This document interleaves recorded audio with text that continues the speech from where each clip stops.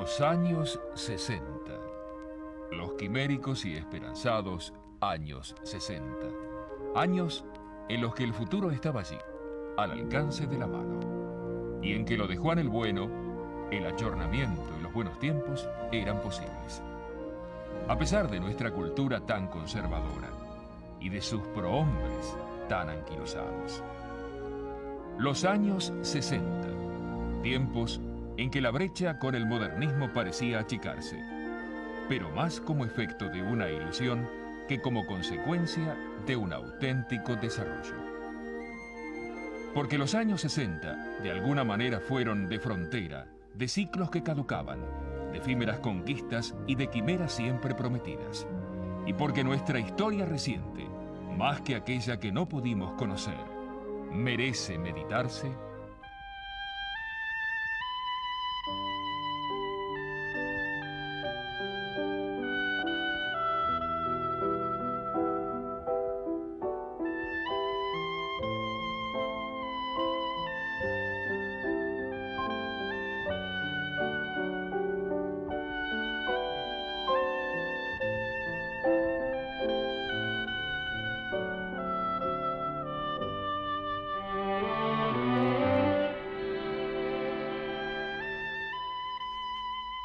Los 4 breves años del gobierno del doctor Arturo Frondizi estuvieron signados por constantes presiones militares, la hostilidad del movimiento sindical, la desconfianza de los sectores más radicalizados de la sociedad argentina, la tenaz oposición de los partidos políticos y los inviernos económicos.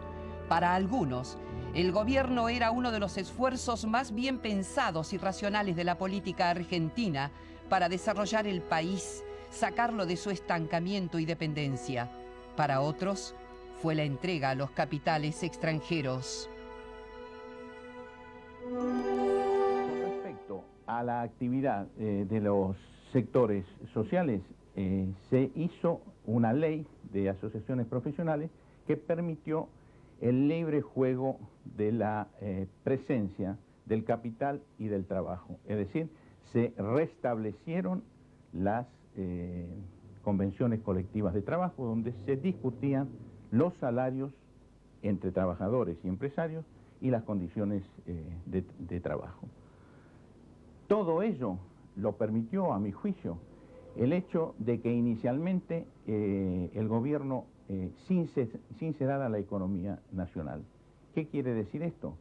Que un país donde existían controles de todo tipo fue transformado en un país donde se liberaron los salarios a ese libre juego entre patronos y obreros, se liberaron los precios y se liberaron las tarifas.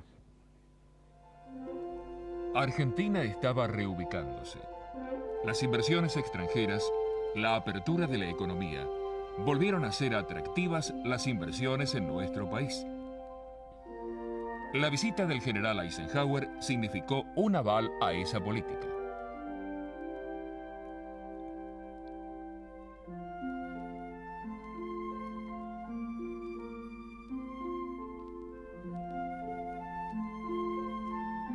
Los argentinos estábamos acostumbrándonos a la inflación, a la especulación con divisas extranjeras y a las tentaciones del consumo. También al hecho de que el gobierno de Frondizi en el poder había cambiado abruptamente su prédica de siempre en el sentido de lograr que YPF autoabasteciera al país sin ayuda extranjera. La oposición afirmaba que los contratos debían ser elevados al Congreso para su aprobación y que el precio que cobraban las empresas por el petróleo extraído era más alto que el importado. Un largo, permanente debate, donde Frondizi afirmaba que prefería renunciar a las posturas intelectuales y reales con tal de servir al país. Una batalla por el petróleo. Una guerra de pasiones.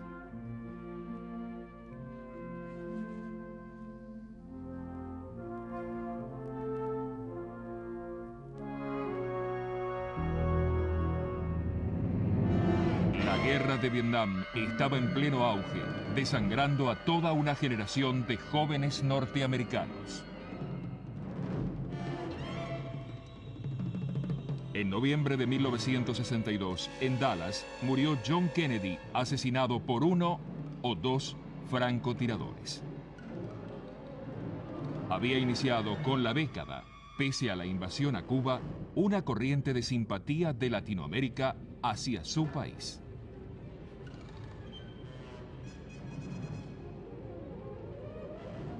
Su asesinato no fue del todo investigado.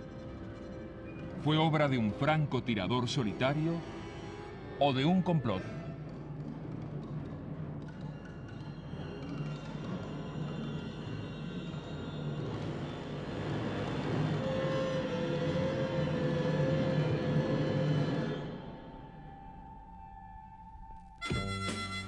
Liverpool en 1962.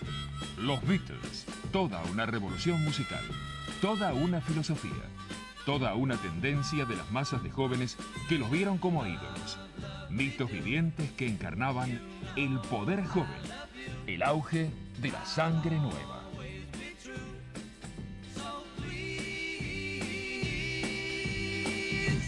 Los Beatles. El fin de la era victoriana, el auge de la industria del disco y su expansión hasta espacios antes jamás alcanzados.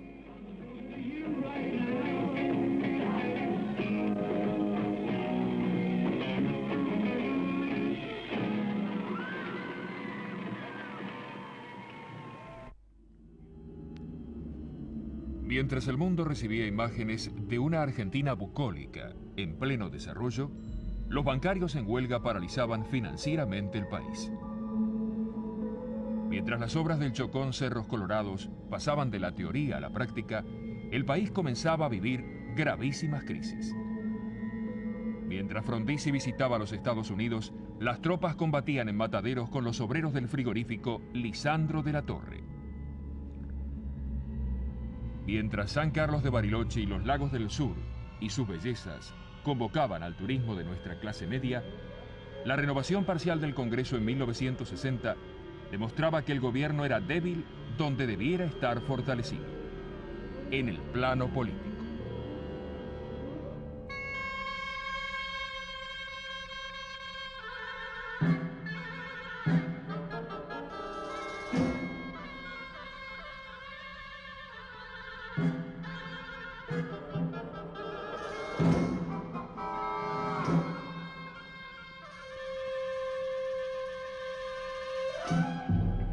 El gobierno desarrollista presidido por Arturo Frondizi fue asediado durante los 4 años a través de los movimientos políticos militares que provocaron 36 crisis en exactamente 40 meses. Me dirijo esta noche al pueblo de la República para intentar una explicación de los acontecimientos que nos ha tocado vivir en el pasado reciente, así como expresar con modestia republicana la opinión que me merece el futuro inmediato. Tiempos difíciles, sin dudas, donde el orden constitucional, una vez más, era mera expresión de deseo.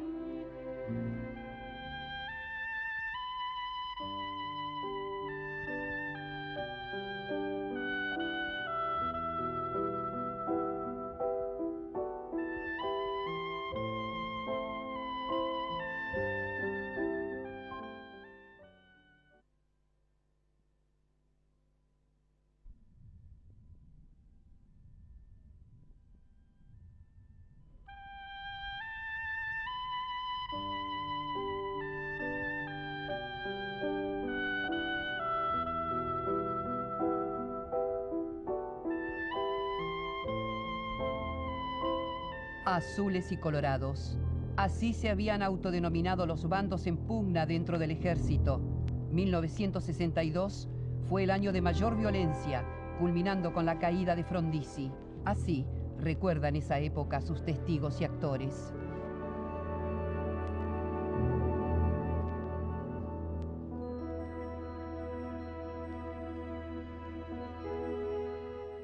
Esta situación caótica que hace crisis en el año 62 tuvo su origen en el año 1955, cuando la caída del segundo gobierno de Perón. En ese momento la cúpula del ejército, que era una cúpula en su esencia profesionalista, seleccionada a través de muchos años de servicio y diversas pruebas, es reemplazada por otra que es adicta a la llamada Revolución Libertadora, pero que trae consigo una serie de virus o gérmenes de destrucción interna por su componente esencialmente político y sectario. Este largo proceso de descomposición, que llevó casi una década, tenía que necesariamente producir una reacción interna en la fuerza ejército, y esa reacción se llamó el movimiento de azules y colorados.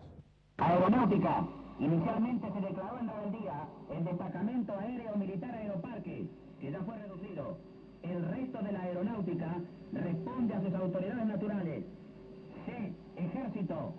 Ningún efectivo de ejército apoya la subversión. Propia fuerza. El presidente de la nación, con el asesoramiento de los 3 secretarios de las Fuerzas Armadas, ha ordenado la constitución inmediata de un comando conjunto, el que se ha constituido y ha dispuesto las medidas para iniciar una represión decidida y total, previa intimación a las fuerzas rebeldes a las que se ha dado un ultimátum. Síntesis de las acciones más importantes. Capital Federal. En las primeras horas de esta mañana se registraron atentados personales contra oficiales que apoyan la legalidad. Resultó herido el general de brigada Osiris Villegas. Los rebeldes no pudieron detener al jefe del regimiento 1 de infantería.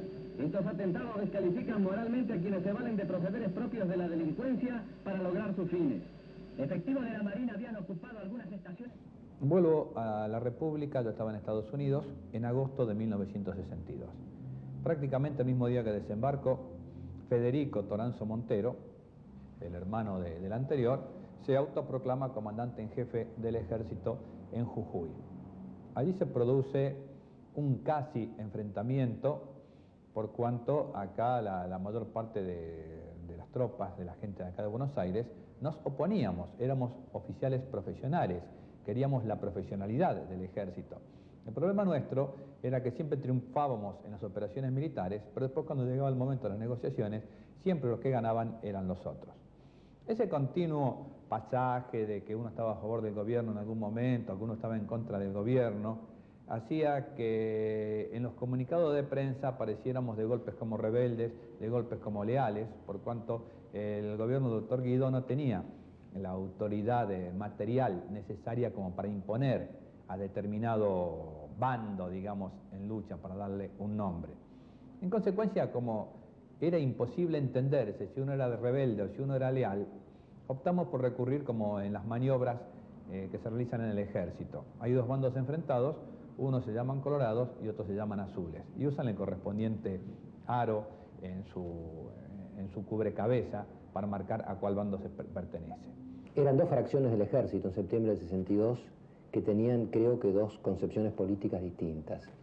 Los azules pretendían un regreso pronto al sistema constitucional y una actitud tolerante, por lo menos, con el peronismo. Los colorados eran fuertemente antiperonistas y pretendían prolongar un tanto más el régimen de excepción con el objeto de prevenir el regreso así masivo del peronismo al poder.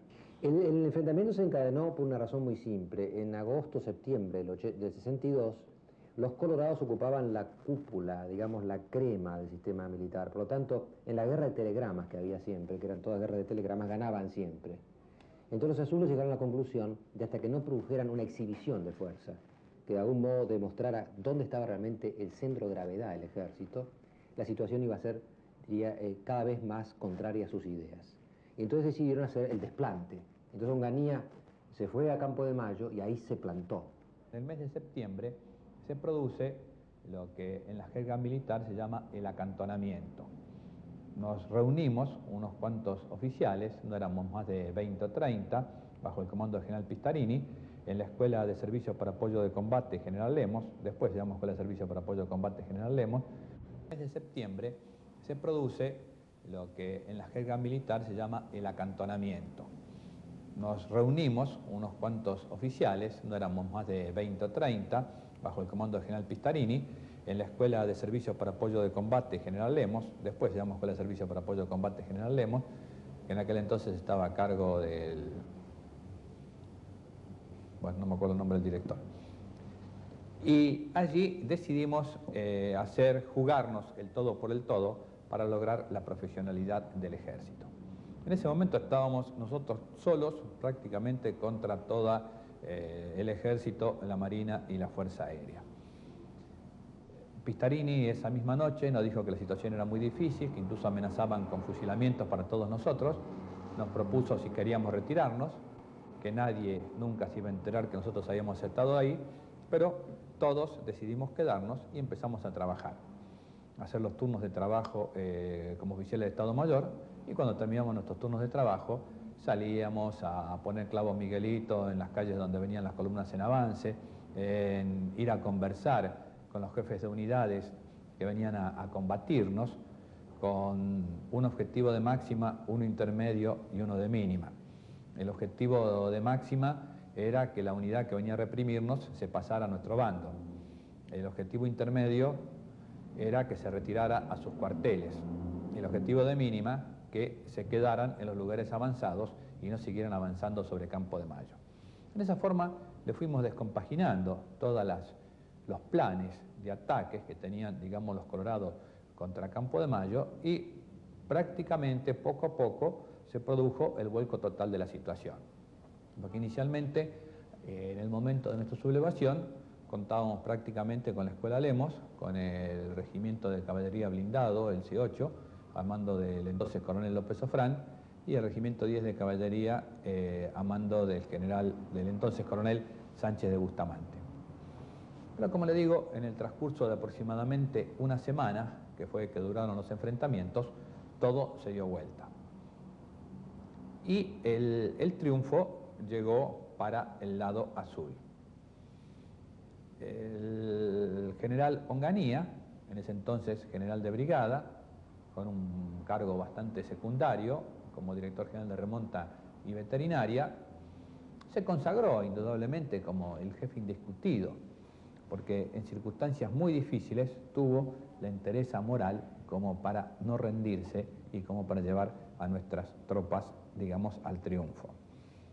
El teniente general Rattenbach fue nombrado secretario de guerra y allí comenzó un programa de reestructuración a fondo del ejército argentino. Cuando mi padre acepta la Secretaría de Guerra, era necesario que el doctor Guido firmara el decreto correspondiente, por cuanto se quería mantener al doctor Guido en el gobierno como una forma de institucionalizar el proceso que en ese momento estaba viviendo el país, tan caótico y tan desorganizado. Yo lo acompañé a mi padre, fuimos a Casa Rosada, no estaba el doctor Guido, fuimos a la Quinta Presidencial de Olivos, tampoco estaba. Finalmente lo encontramos en domicilio de un amigo, porque el doctor Guido pensaba que en este caos institucional que se estaba viviendo el país, él había perdido, junto con la fracción que había perdido la guerra, digamos la guerra interna, ¿no?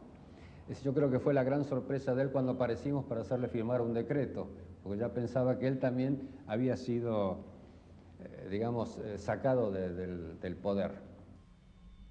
En la madrugada del 29 de marzo, apenas días después de conocidos los resultados de las elecciones, que daban el triunfo al peronista Andrés Framini en la provincia de Buenos Aires y Arturo Illia en la estratégica Córdoba, el régimen constitucional, la soberanía popular reciben otro golpe militar.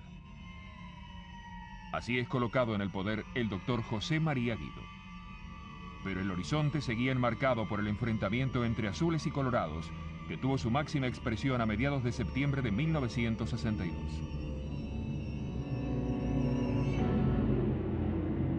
Allí se inició una larga serie de comunicados que terminó con el ya famoso 150, que daba a conocer las metas del sector triunfante.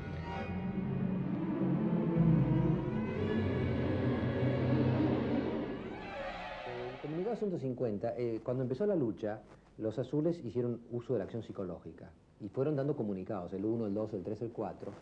La base era el mensaje: nosotros luchamos para que el pueblo pueda votar. ¿Para qué lucha usted?, decían los colorados, ¿no? Este era un poco el tema. El autor de los 149, si no me equivoco, fue José Enrique Míguez, un sociólogo que era profesor en la Escuela Superior de Guerra, como yo, que también era profesor en la Escuela Superior de Guerra, de otra materia. Los coroneles de la Escuela Superior de Guerra eran todos azules. Estaban ahí, en verdad, porque eran azules. Los habían como, diría yo, castigado poniéndolos ahí. Y yo, antes de que empezara todo el pronunciamiento azul, había hecho una proclama a pedido de los coroneles Julio Aguirre, Lanusse, Laprida, Nevares, López Ofrán, Sánchez de Bustamante. Bajo forma de proclama yo decía lo mismo: hay que volver a la Constitución, hay que reconciliar a los argentinos, peronismo, antiperonismo, etc. Pero en lugar de darlo como proclama al comenzar el movimiento azul, se publicó como el comunicado 150, fue el último de la serie, digamos, al final, es decir, cuando los azules habían triunfado, como una especie de programa de gobierno. Y después de ahí fuimos con Rodolfo Martínez al Ministerio del Interior, el de ministro y yo subsecretario, a ver si podíamos implementar en los hechos el programa doctrinario del comunicado 150. Todos los niveles del arte, la cultura y el pensamiento en la República Argentina sentían con fuerzas inéditas la ilusión del despertar. Nombres argentinos como Cortázar, Leparc, Piazzolla comienzan a ser conocidos en las grandes capitales del mundo.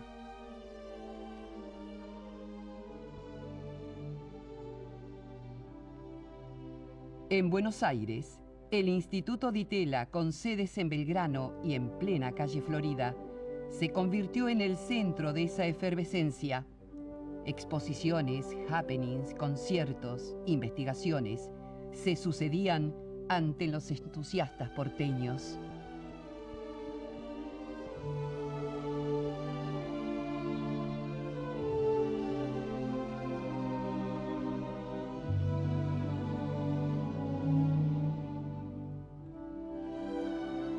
El proceso militar una vez más estaba agotado y regresaba el poder a manos de quien nunca más debería ser despojado: el pueblo.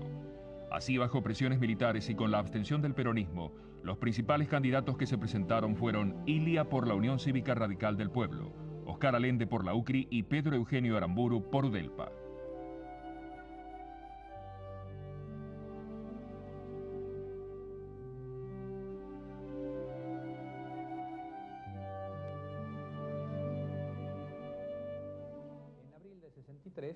Producido el triunfo definitivo, digamos, de los azules, porque ya los colorados no volvieron a levantar cabeza, se procede al llamado de elecciones. Lamentablemente fueron elecciones condicionadas, igual que todas las producidas a partir de 1955. El ministro del Interior, el general Villegas, en aquel entonces, Osiris Villegas, maniobró lo suficiente como para evitar que el peronismo pudiera asumir el poder. Y es así como a fines de ese año, a mediados de ese año, resulta electo el doctor Ilia. El doctor Ilia inicia un gobierno constitucional. Las características del gobierno constitucional del doctor Ilia son por todos perfectamente conocidas.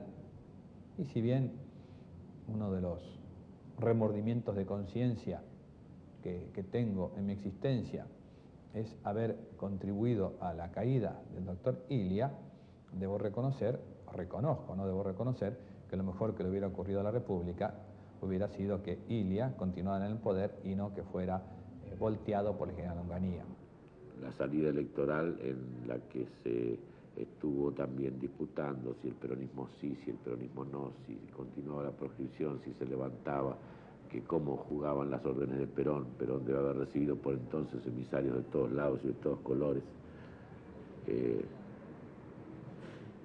hasta que finalmente llegó la decisión del voto en blanco, la abstención del peronismo frente a la proscripción, y esto que le narraba hace un rato de la elección del Ilia como la primera minoría y como el presidente constitucional finalmente así elegido, porque el colegio electoral votó con la mitad más uno para su consagración, con el voto de otros partidos políticos. El peronismo nunca reconoció esto, siempre consideró que la proscripción anulaba la legitimidad, no le daba legitimidad al gobierno de Ilia. Yo creo que esto es un argumento que puede usarse políticamente, pero también hay que usarlo en todo lo que significa políticamente. Perón pudo tal vez entender o hacer entender a sus partidarios que ese orden constitucional en definitiva le daría acceso a la libertad de derechos que él tenía y sus partidarios tenían, como lo hizo el gobierno de Ilia. A partir del triunfo electoral del doctor Ilia, se abre una de las etapas de nuestra historia cercana que merece el mayor de los análisis, por los logros conseguidos, que en aquel momento no se tuvieron en cuenta, y por la forma absurda en que terminó. El doctor Arturo Ilia asumió la presidencia el 12 de octubre de 1963. En su primer discurso al Parlamento, el doctor Ilia dijo, entre otras cosas: lo importante no es que el sentido social de la democracia esté en nuestras declaraciones políticas o estatutos partidarios, sino que los argentinos tengamos la decisión y valentía de llevarlo a la práctica. Esta es la hora de la gran revolución democrática, la única que el pueblo quiere y espera. Casualmente, el anterior ministro de Economía del gobierno anterior había sido el doctor Martínez Dios. En el año 63 fue el inmediato anterior al doctor Blanco, que fue el primer ministro de Economía del doctor Ilia, y había producido anteriormente un receso económico importante que se exterioriza, en primer término, una disminución de la actividad económica. La economía en los años 62 y 63 había venido reduciendo su actividad. La política se estructuró para esa situación: capacidad desocupada, un sistema institucional que creó un gran confianza, una regularización de la deuda externa que permitió aumentar las reservas del país en una forma importante, y una inflación que en ese momento rondaba en los 20 y tantos %. Pero muchos parecían ignorar que el país crecía. Impacientes, a pesar de los logros alcanzados, los gremialistas lanzaron un plan de lucha que obstaculizaba todas las áreas del quehacer nacional. Los civiles, que iban a golpear las puertas a los cuarteles, lo hacían sin ningún reparo. Los militares deliberaban abiertamente. El golpe se gestaba. Nadie lo impedía. A poco de ascender a teniente coronel, fui designado jefe de Regimiento 3 de Infantería General Belgrano en La Tablada, y en tal carácter participé en el derrocamiento del presidente Ilia como jefe de las tropas en Plaza de Mayo. Es mi vergüenza, lo digo públicamente. Llegamos ahí a la Casa Rosada, rodeamos la Casa de Gobierno. Alrededor de las 6:30 de la mañana se retiró el doctor Ilia con quienes lo acompañaban, que no era más de 30 o 40 personas. Encontramos una amplia aquiescencia de parte de la población. Era una noche que hacía un frío tremendo. Se abrían las puertas de las casas, la población nos ofrecía sándwiches, nos ofrecía café, nos felicitaban por lo que habíamos hecho. La mañana de ese día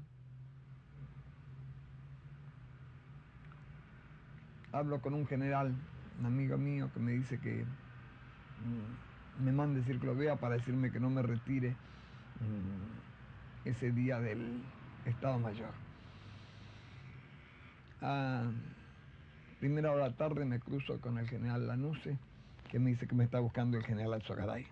Cuando lo encuentro, me dice que querría que lo acompañara a la Casa de Gobierno a la madrugada.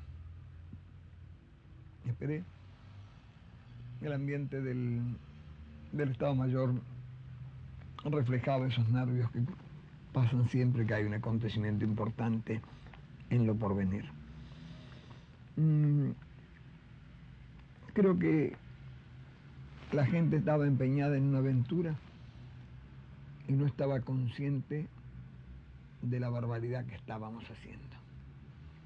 Yo me resistí en la medida de mis posibilidades entonces al golpe, pero luego acaté la decisión de la superioridad partiendo de un grave desconcepto, que es respetar la unidad de la fuerza.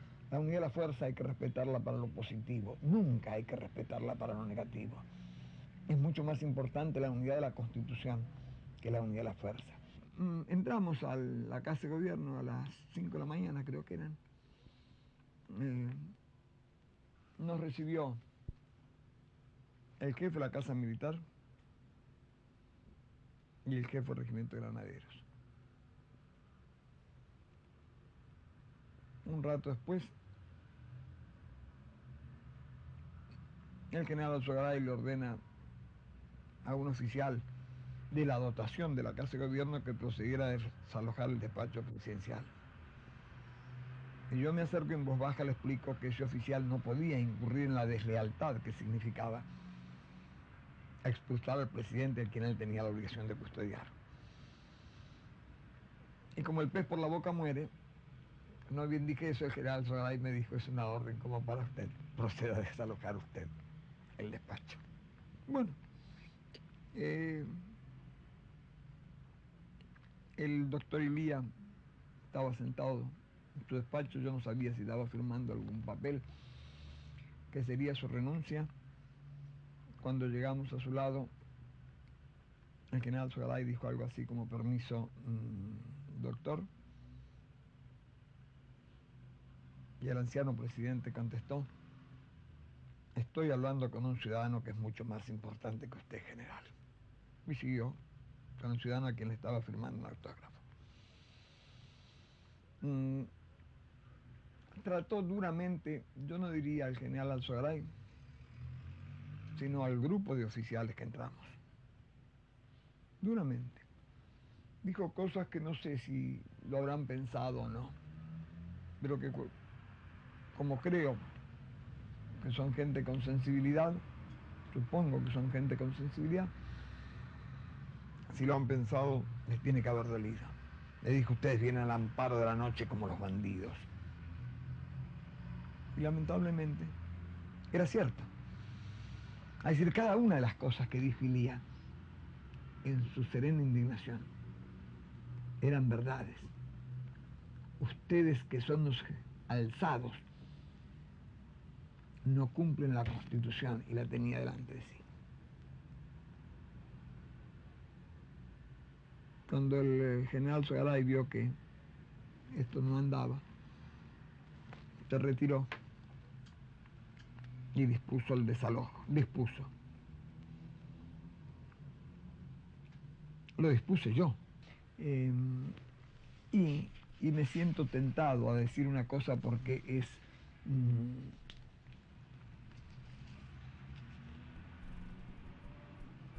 quizás la síntesis de lo que yo entonces sentía y sigo sintiendo.